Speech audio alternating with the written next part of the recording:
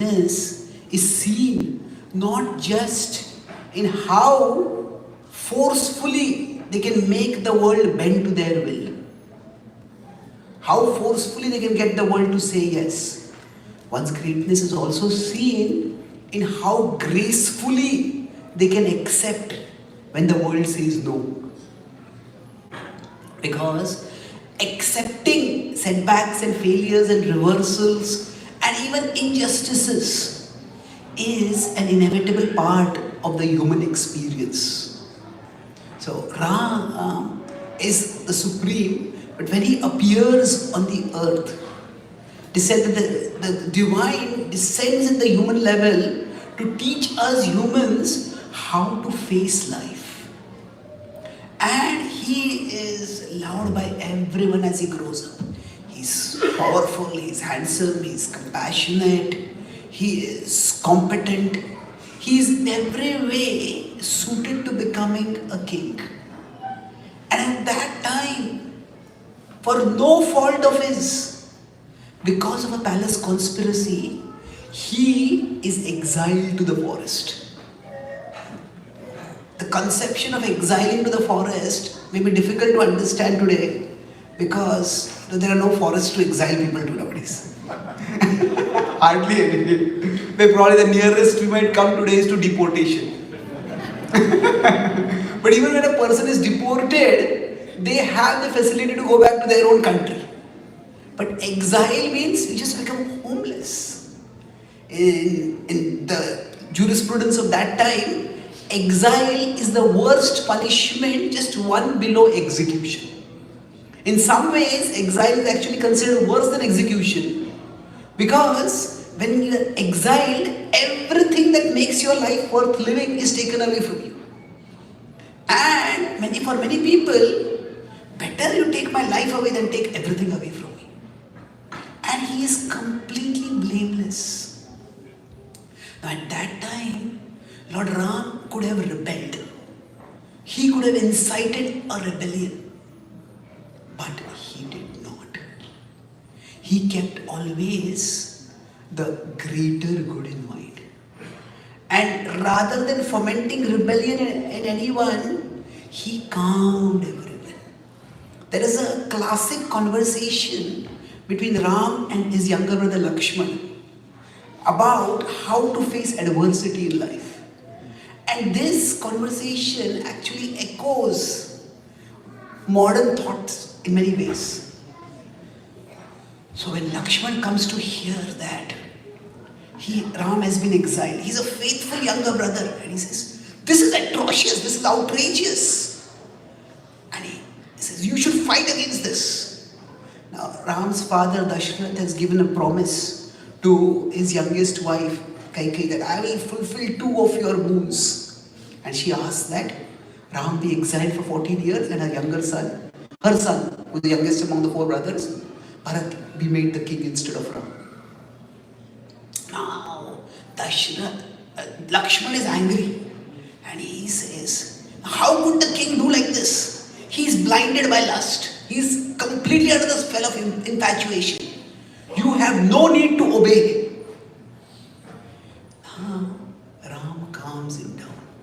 There's a sweet rhyme between the word Ram and calm. Wherever Ram grows, he brings calm. And when he goes inside our heart, then also he brings calm. Actually, there's another rhyme between the English C-A-L-M calm and the Sanskrit K-A-M-A calm. So calm is craving, is unrestrained desire. So as long as there is the Sanskrit calm inside us, the English calm will not be there. As long as there is craving, we cannot have peace. So when Ram comes, he brings calm and he removes calm in the form of selfishness and selfish cravings. Ram calms him down. He says, I was my father. It is not out of infatuation. It is out of obligation to Kaikeyi. He says, now why would Kaikeyi do something like this to you? I said, oh, you have always treated her like a mother. She's been so mean to you. So generally when we are angry, anger does 2 things inside us. It makes us look for an aggressor, and the other side, it makes us look for a villain. I want someone to hit back another person and I want someone to hit it. So yes, why? So Ram says, don't speak ill about Kaikai. Yes, you know how much she loved me. Her love for me was like an incessant flow of the river Ganga. So Lakshmana is still angry and he tries to weaponize Ram's metaphor against him. He says, that's what I can't understand. How did the Ganga dry up in one night? So where did all her love disappear? And then Ram makes this discussion philosophical. And he says, that's why, seeing her inexplicable change in disposition, I concluded that this is the will of destiny. Lakshmana is not yet done. And he says, it is only cowards who accept injustice as destiny. Heroes fight against injustice. So then Ram makes a key point. He says, for me, destiny is not as important as duty. He says, as a duty to my father, I was ready to ascend the throne. And as a duty to my father, I will now go to the forest. So he accepts, he calms his brother, he calms the citizens. When something bad has happened to us, it's very easy not only for us to feel miserable, but to make everyone miserable and to make everyone angry at whoever we think has caused the misery. And thus we end up making things worse. So why do bad things happen to good people is a universal question that everyone faces in life. Through Lord Ram's example, the Ramayana inspires us to rephrase the question. Rather than asking, why do bad things happen to good people, we are encouraged to ask, when bad things happen to good people, what do good people do? Now, Ram does not have any bad karma from the past. So whatever philosophical explanations we may have for why bad things happen, none of those apply to Lord Ram. And yet bad things happen to him. So, the rephrasing the question, accept that this has happened now. Now, what can we do about it? Life is unfair. That's just the unfortunate fact of life. Some of you may notice that I need crutches for walking. So when I was one, I got polio. It was an accident of fate. And the vaccine I was given had some problems in it. I'm not anti-vax over here. That's not the point. But anyway, and I was one, I got polio. I don't remember it. I was just learning to walk. I fell down. And I was about 2.5 or 3. That's my first memory. A distant relative had come to our house and she was consoling my mother, saying, it's so sad your son got polio. And I remember my mother's voice, very calm, clear, confident. She said, whatever he lacks physically, God will provide him intellectually. I don't know why she said that. And somehow that stayed with me. Actually, the intellectually part stayed with me. God came later. But I found that, I could play outdoor games like other kids. And I could say this is unfair. But then I realized that I did have more intellectual ability than others. I could read things fast. I could remember things well. I could articulate things clearly. And somewhere at the back of my mind it settled that, yes, life is unfair. However, in the big picture, life is fairly unfair. Fairly unfair means sometimes we get worse than what we deserve and sometimes we get better than what we deserve. So, Lord Ram accepts the unfairness that has come upon him. But that, when I talk about the acronym, do you remember the acronym? ART. So, acceptance is one part of how to deal with life. The second is R is responsibility. Responsibility often requires us to reframe how we are seeing the situation. When Lord Ram is being exiled, his minister says, this is such an outrage, this is such a calamity. And Ram replies, what is the calamity?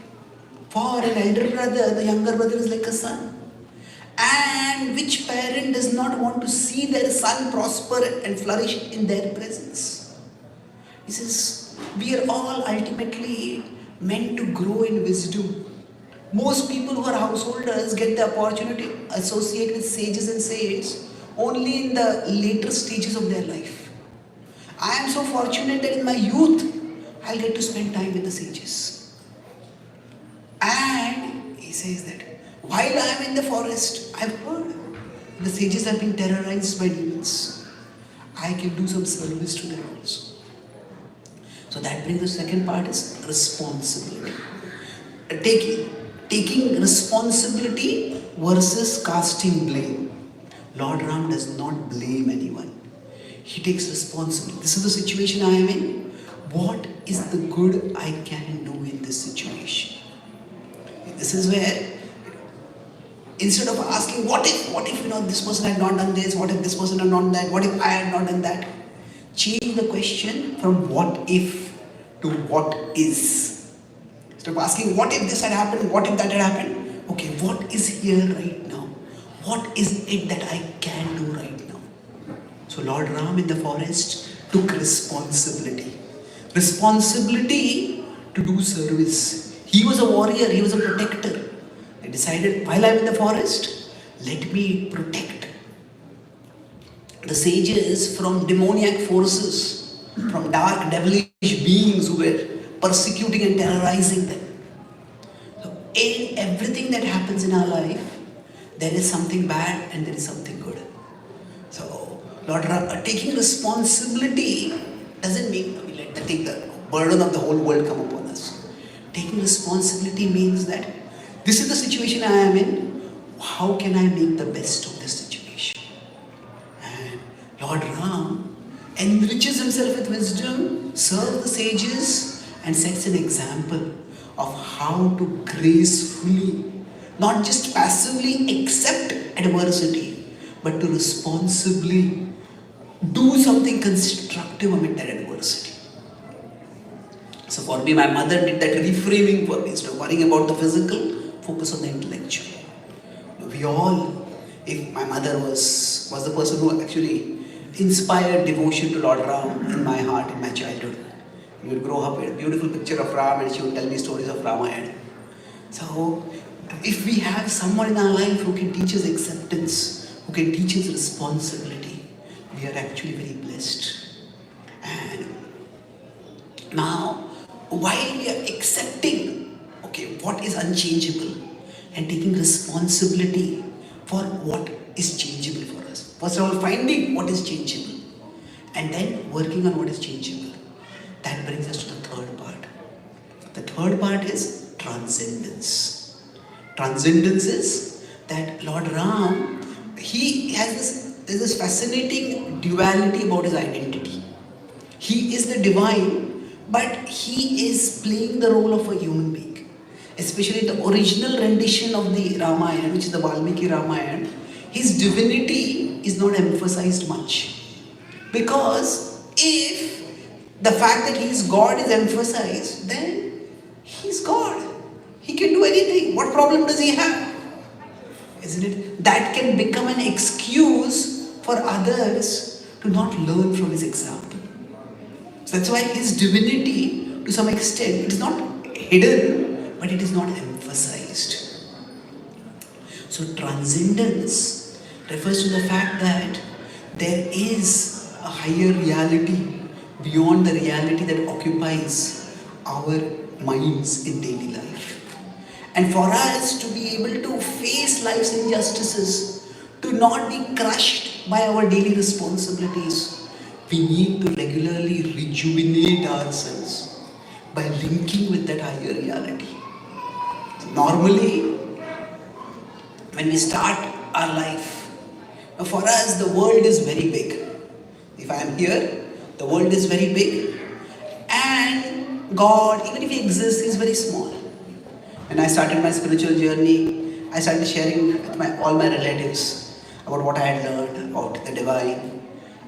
And one of my uncles told me, yeah, I believe in God. He's happy there, I'm happy here. So initially, however we conceive God, He might seem irrelevant to us. Not very important. So that's the initial, on our spiritual path, the initial stage is where the world is very big for us and God is very small for us.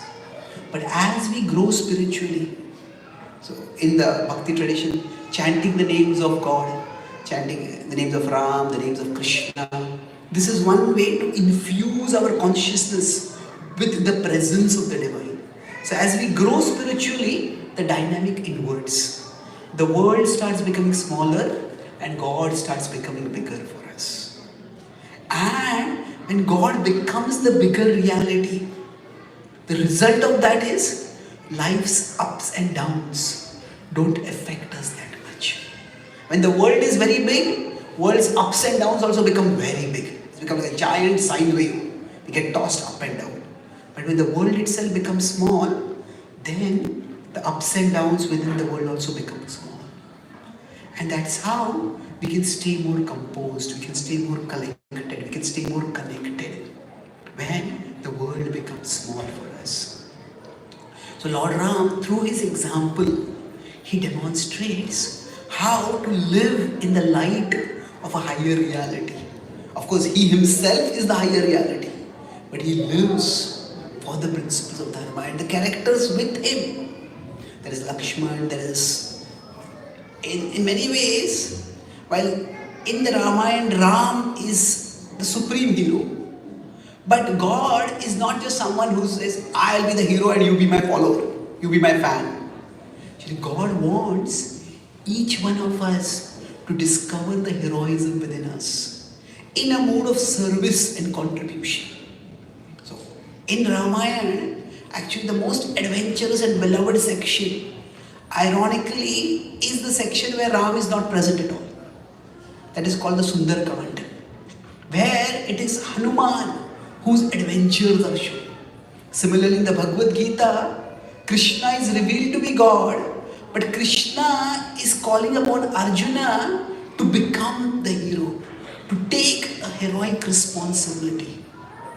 God is great and connecting with him invites us all to embrace the great destiny that God has for each one of us. So Hanuman, I'll conclude with this point, Hanuman embodies this transcendence through a twofold combination. Hanuman has a mace in his hands and his hands are folded. That is the iconic imagery of Hanuman. Hanuman is considered the greatest devotee of Ram. By Ram's inspiration, one who is infused with transcendence is said to become like Hanuman. So Hanuman's folded hands, they represent bhakti. And the mace in his hands represents Shakti. So bhakti is devotion and Shakti is strength. So similarly, one who becomes infused with transcendence, that person has this combination that their eyes are fixed on the Lord. That in the service of the Lord, they are not seeking worldly gains, they are not seeking power and fame and all those things which most of us crave for our own pleasure. Bhakti means the eyes are fixed on the divine. God is the bigger reality for them. But just because God is the bigger reality does not mean that they dismiss the world as illusion. The world is also a reality. The world is a place where each one of us is meant to become an instrument of God's will in a mood of service and compassion. And thus, Hanuman, the mace in Hanuman's hands signifies Shakti, the strength to bring about a positive change in the world. So, devotion is what brings change in our heart. And the contribution that we make through our God-given talents, that is what brings about a change in the world. So Lord Ram's example of transcendence is that there is inner change and there is outer change. Lord Ram